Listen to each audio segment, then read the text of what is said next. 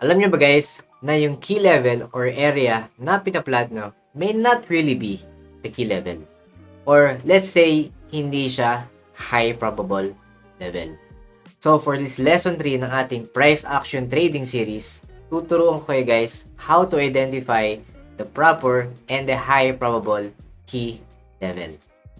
What is good mga champion, and welcome back to another video. So before I dive into the charts and share with you guys yung aking past trade utilizing yung aking secret key level technique, so I'll explain muna ano yung mga usual na struggles na na-experience nyo when it comes to key leveling. So I guess lahat kayo nakaka-experience nito na you guys know how to plot your key level such as support and resistance, pero sa dami ng pinaplat nyo, you really don't know which one is which pagdating sa high probable key level.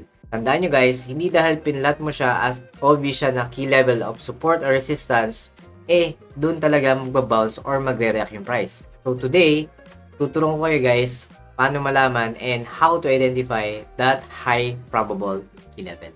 Nga pala, again, if you want to be part of our growing TFP VIP Champions community, you may want to check out my 3 offered programs that may possibly suit your needs and your lifestyle. So for the option 1, this is the 90-day one-on-one mentorship program. Usually this is a 2 sessions per week, 1 to 2 hours duration, and the schedule is dependent on your convenience. So for the option 2, this is the TFP Masterclass lessons. So I have managed to prepare 28 masterclass lessons catered from a zero knowledge perspective up until to advanced, inclusive of the main TFP champion system. So, kung may struggle kayo sa schedules, make no mistake, okay, this is the right thing for you. Learn at your own pace, masterclass lessons. And lastly, for the option 3, this is the TFP champion bootcamp. So this is a fast track approach, a 5 weeks program wherein we will have 4 sessions per week on an average 1 to 2 hours per session. So nevertheless, schedule is usually on a fixed evening schedule. There's no excuse. You can try to fill in which one will work for you and which one will work for your schedule and lifestyle. I hope I can give you a guidance and give you an edge pagdating sa inyong trading journey. So without further ado, let's get straight to our lesson. Alright guys, so today's topic is all about knowing your high probability level. Okay? So just a review, alam naman natin guys that usually when we talk about key level, ang unang pumapasok sa inyo is yung ating plotting of support and resistance. Okay? Nothing wrong with this one, okay? But sometimes we tend to overcomplicate things pagdating sa key level, wherein halos lahat kinoconsider natin, di ba? So, for example, here, meron tayo ditong support or resistance, we might be considering a lot of things. So, may support tayo dito. You can also incorporate ito. And here. And also, some level of support here. So, makita nyo guys, just by doing that, that would provide me a lot of checking to do, diba? Ibig sabihin, halos lahat pwede kong consider. Ito naman, resistance. Ito naman, also can be a high value of resistance. And in future, most probably, this one and this one, okay? So, makita nyo guys, by right, I should be doing proper zone, diba? Pero, since we're dealing with eyeballing lang naman for time being, okay, ina-eyeball ko lang yung mga support resistance just to show you na napakaraming pwedeng i-consider when it comes to key level, diba? So, dyan na pumapasok yung dilemma ng majority. Sobrang dami natin kinoconsider na key levels. We call it key levels, pero in short, we don't know exactly which one is which pagdating sa high probable area, okay?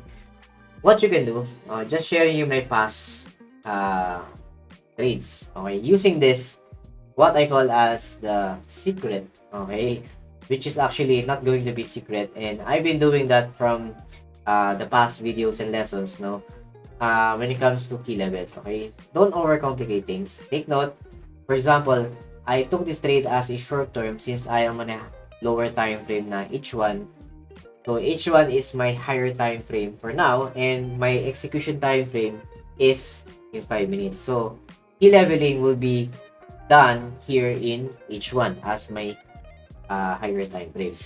So instead of me plotting all the necessary broken support becomes new resistance, blah blah blah, support here, possible support here, etc. I don't usually do that because ina-eyeball lang natin, di ba? So, there's no specificity or there's no, more or less, hindi ganong accurate. Kasi tandaan nyo guys, we're dealing with zones. I do get that. Pero, meron pang much better way of incorporating key leveling in the best, simplest approach. Okay, anong gagawin natin? Last time, when I was trading to, okay, the recent candle ay ito. Okay, so hindi ko ngayon alam if this would continue to go up or this would continue to go down, or let's say this would just go sideways or consolidate. Again, there's always 3 possible moves when we're dealing with the chart. Okay, you have to take note of that na we don't necessarily predict one way. Okay, kailangan meron kayong backup plan na what if ganito nangyari, I must do this. What if ganito mangyari, this is my action. Okay? Hindi pwedeng one way lang kasi the market moves in uncertainty most of the time. And gumagana lang yung ating decision making when we have proof or supporting logical sense of technicals and fundamentals. So let's focus muna on technical approach. Okay? So instead of me doing the usual support resistance, ginagamit ko yung historical past highs and lows ng candle. So, probably nakikita nyo ito from my past video lessons and it is quite powerful. Okay? And then later on, we will incorporate yung ating water system and of course, me profiting or capitalizing dito sa market. Okay? So, I'm on a lower time frame H1. Okay? H1 will serve as my key level. Okay? And execution goes 5 minutes since I'm just doing for time being during the time. Okay, so I will use the previous high and low of the prior candle. So gagamit natin to as our, so let's just make this blue. No? Okay. So yan yung ating hourly highs and low. Okay, H1 high and H1 low. So ano magiging purpose niyan? This simple trick will help you determine that itong recent high and low na to of the past candle or recent candle, okay, will serve as my support resistance, meaning as my boundary of level of opportunity pagdating sa buy or sell. Okay, the only thing that matter is which momentum it will go to, kasi sabi ko nga, hindi ko alam if market will go directly going up, going down, or consolidate.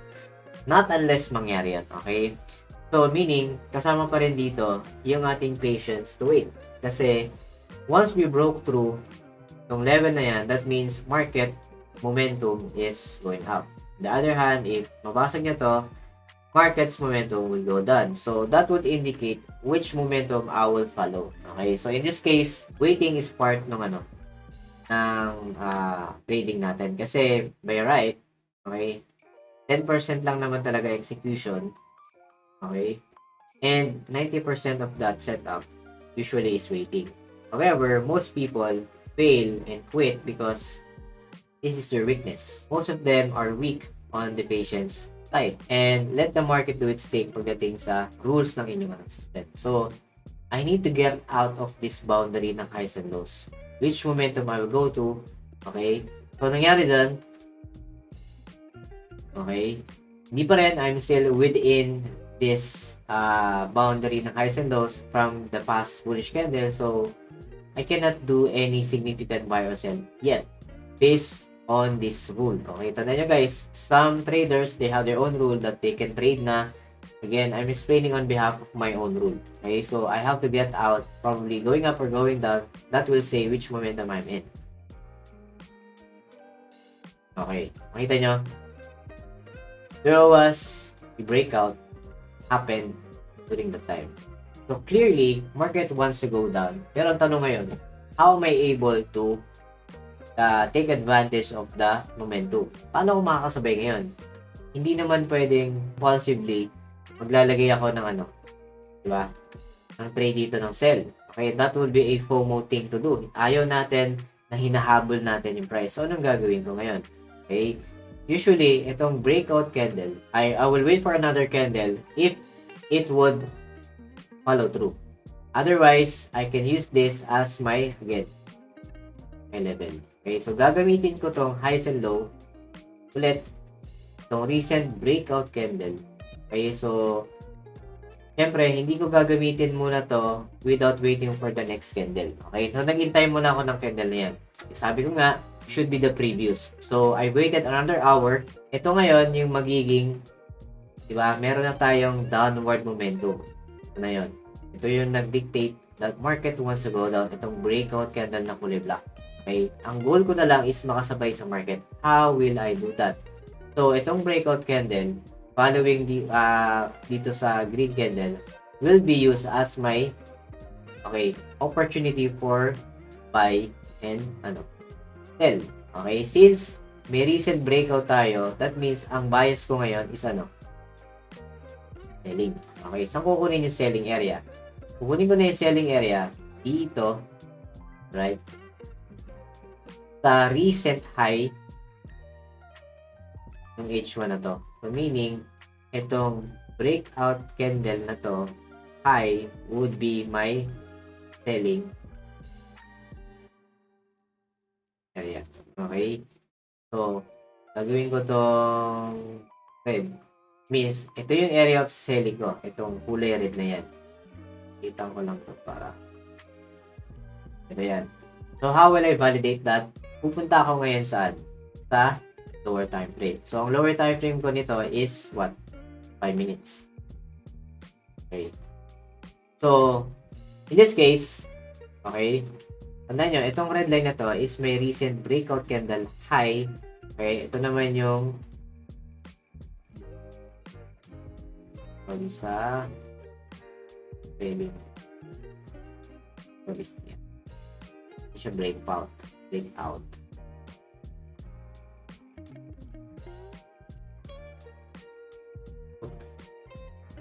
Okay. Ito yung breakout low. Okay. So,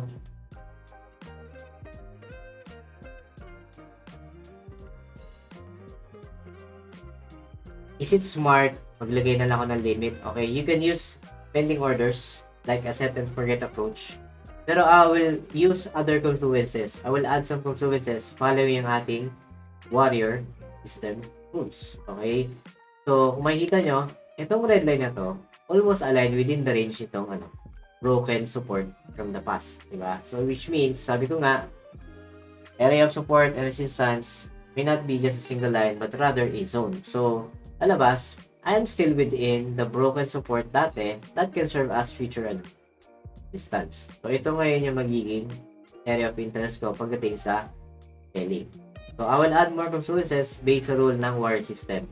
If selling. So, as a review, if I want to sell, I must be below horizontal level. I must be below trend resistance or a broken trend support. So, sweet spot mo sa HPT zone ay ito. Okay, so in this case, if I were to add confluences ng warrior system rules, I'll be needing some trend line.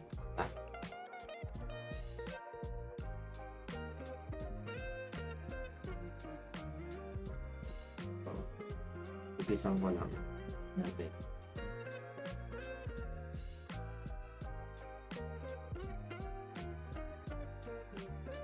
Okay. So which means roughly HPT zone, okay, would be, take note, additional confluence. Meron tayong broken what? Trend line support, diba? So coming from this area. So, ang sweet spot natin as HPT zone would be itong area na to. roughly around here. You don't need to have that accurate area. Point doon, you are within this range or level. Meaning, around this area ako magpa-plot ng sell instant execution. Ihintayin ko na lang muna dito magkaroon ng selling pressure, or I can use pending orders. So in this case, I'll be placing just my sell limit around here. Okay, stop loss just above nung range nito. Okay. And a target of 1:3 risk to reward ratio. Nothing really fancy. Alright, so let's say around here. 1:3. Just enough. Right? So, our expectation is dapat mag-pull back siya since we are selling at a premium price, provided we recently have itong breakout na to, di ba? Ito yung breakout sa H1. Okay? Following breaking out from this levels of previous low no previous candle na 1 hour. Okay, so given that, so let's just see what happened sa trade ko na to. Okay, so triggered here, meaning dito lang nag-activate yung ating sell limit. Okay, so the other thing that you have to understand is, sabi ko nga, pwede kayong gumamit ng instant execution. Provided meron kayong clear selling pressure candle. Either you see this one, or if you don't see any clear, di ba, pwede kayong mag-utilize ng ibang time frame. So, I want to break these candles down into few more pieces of candles. So, let's say, when you went down to 3 minutes, okay, makakita ka ng mas clear na selling pressure candle. So, just another option. But, in this case, since I was just scalping, tayo naman yung ratio stop loss. So, I just did a sell limit order, pending order. Oops. Okay.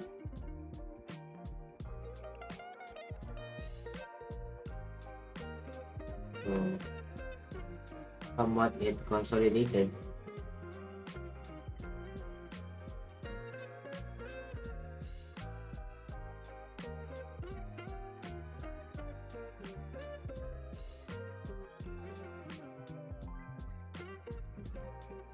Yan.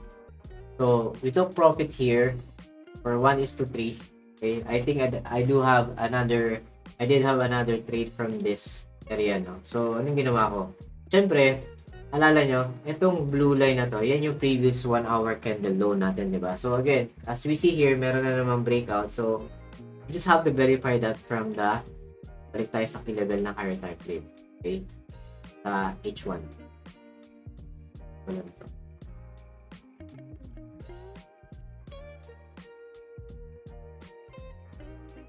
So it's clearly we saw a breakout of this blue line, which is our previous low ng ating breakout candle. So ngayon meron na naman tayong breakout candle. So that means gagamitin ko na naman yung previous high nito at low as my support resistance for area of opportunity ng selling or buying. Take note, if ito previous high natin, gawin natin low. So, yung previous low, obviously we have to wait to magkaroon pa ng isa pang 1 hour candle. Again, hindi ito ginagawa without having one candle here. Okay? Kasi ito yung magiging previous mo, diba? But I'm just showing you na you will use this breakout candle as your previous high and low as your buy or sell area. Okay? So, given that, our momentum is still down, diba? When we break out. So, what I want to see is, saan ako papasok ng trade? Okay? Obviously, dito ulit sa may previous high ng breakout candle na yan. Okay? So, again, we have to manage well our risk. Pero syempre, if this one, take note nagkaroon ng follow-up breakout ulit, then I'll be using that previous high ulit nun as my selling area. So, parang gagamitin mo ulit yung high nun as your resistance or selling area. So, what happened here was, you want to sell off, right? So, take note, you must wait one more candle before you go down sa lower time frame. Same lang ginawa natin dito kanina. So, provided meron tayong area of interest dito as a resistance area of selling, HPT, i-apply ulit natin yung mga confluences ng warrior system. So, pwede na akong bumaba ng lower time frame kasi meron ng following candle. Okay, so, punta tayo na 5 minutes. Okay, so itong area na to is my area of interest for you to sell. So, following, again, another confluence, ulit ako na trend line. So, makita nyo, sweet spot, our HPT selling area would be from here. So, dito ulit tayo mag-sell. Ito yung ating HPT sell. Okay, so parang yung kanina, ito, sell area. Okay, so I'll be using again pending orders. Okay. Area na to. Top loss since scalp yan, I don't want to be that tight. So usually above lagi ng recent structure. Okay, the previous high. Sama lang dyan. And then 1 is to 3 ulit.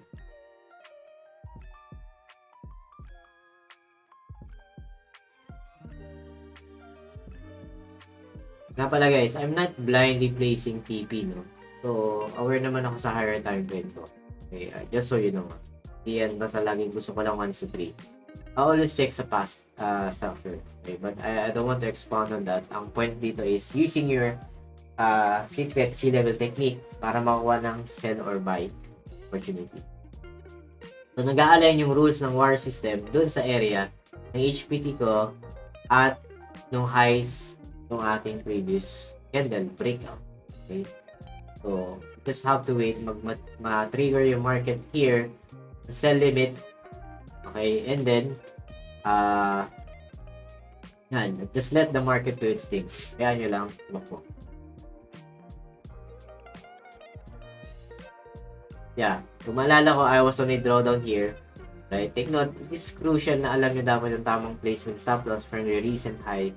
Kaya dapat aware kayo dyan. Okay, kasi kung dito ko nga nilagay yun, I'll be stop out as early as soon or as early as possible mangyari dyan. I may be losing the trade and then knowing later on na tama pala ako. Diba? So, kaya crucial yung yung range ng stop loss.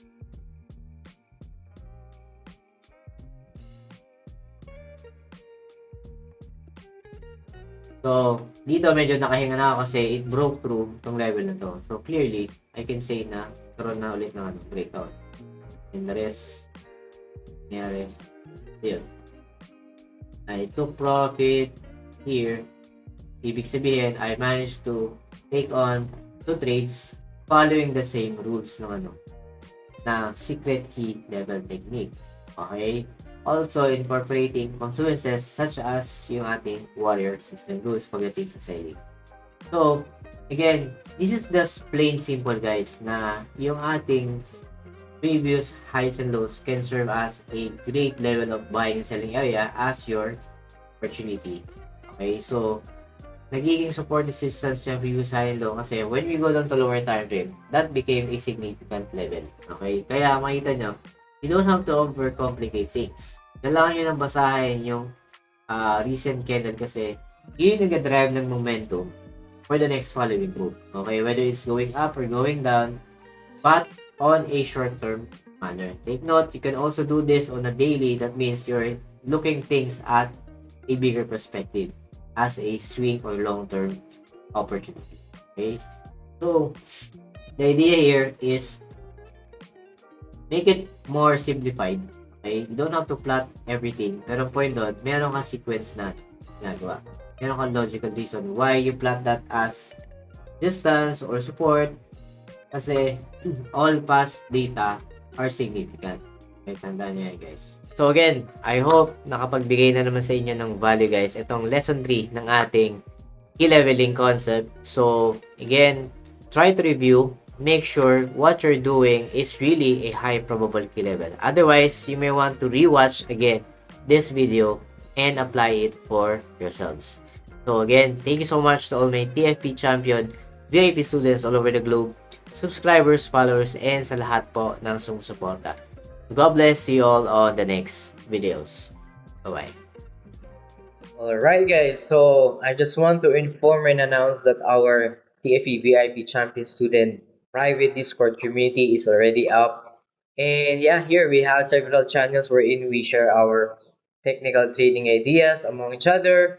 And of course, we also have our weekly trade ideas para sa ating mga weekly forecast para sa mga currency pairs and some announcement section. And of course, since tayo ay global, of course, we have other students as well na galing sa mga ibang bansa overseas. So, we introduce ourselves and introduce kung saan tayo galing, saan bansa tayo ngayon, OFW man o hindi. But nevertheless, this is a healthy community para mag-share ng mga trading ideas para sa inyo guys. And hopefully, I will be putting up a server publicly para sa mga baguhan naman and those mga followers and subscribers natin. Alright? So yeah, this is just a minor announcement, and hopefully, guys, you can join us and make this community grow, lalo na sa ating mga estudyante nag-aaral. Alright, guys, so mga baguhan pa lang. But nevertheless, everyone here wants to learn, wants to make profits from the market, but as much as possible, we're all equal in the eyes of the market. Alright, guys, so that would be it. So, yun lang, and thank you very much. Alright, bye-bye.